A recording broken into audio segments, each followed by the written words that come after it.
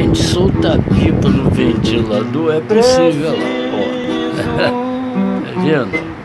De uma noite. Isso era uma expressão que a gente usava para sacanear o colega. Desculpa a expressão sacanear que eu falei, mas que guardava a pipa dentro de casa, não queria soltar, para não ver que eu era um desses, que eu não sabia usar, não sabia nem usar cerol. Aí os colegas vai soltar, guarda para soltar no ventilador. E aí, ó. Aí a pipinha no ventilador aí. Olha lá.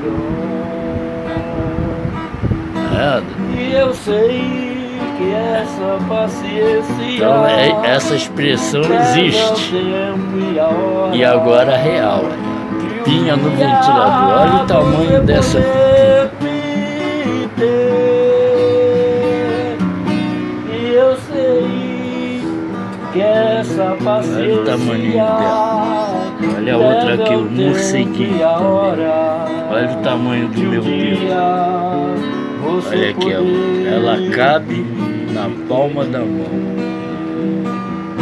A minha vida está parada. Vendo aqui o tamanho que é maior do que, é menor do que a palma da mão. Deixa eu ver se eu consigo jogar aqui pra palma. Toma logo uma decisão pra essa paixão.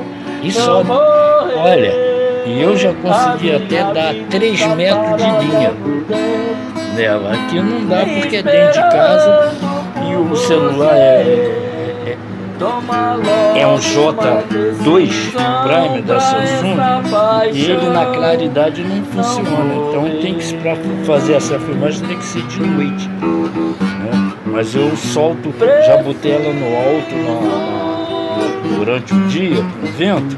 Ela puxou mais de 3 metros de linha. Mas eu vou fazer um outro vídeo desse para mostrar a vocês. Depois vou mostrar como é que se faz. Essa daqui foi feita, esse morceguinho também fica, sobe, é que eu acabei de colar ele agora, né? Então a fibra dele, ele não é bambu. Essa daqui é bambu, tá vendo? A casquinha do bambu. Mas esse aqui eu fiz com bambu e fibra. Tá vendo? Aqui é bambu e aqui, ó, aqui é fibra de algodão. Bem, vai ficar para o próximo. Valeu.